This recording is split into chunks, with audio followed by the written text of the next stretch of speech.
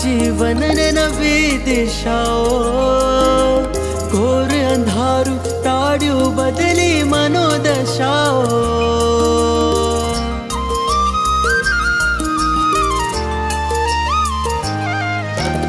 આપે આપી આ જીવનને નવી દિશાઓ, ઘોર અંધારું તાળ્યું બદલી મનોદશાઓ.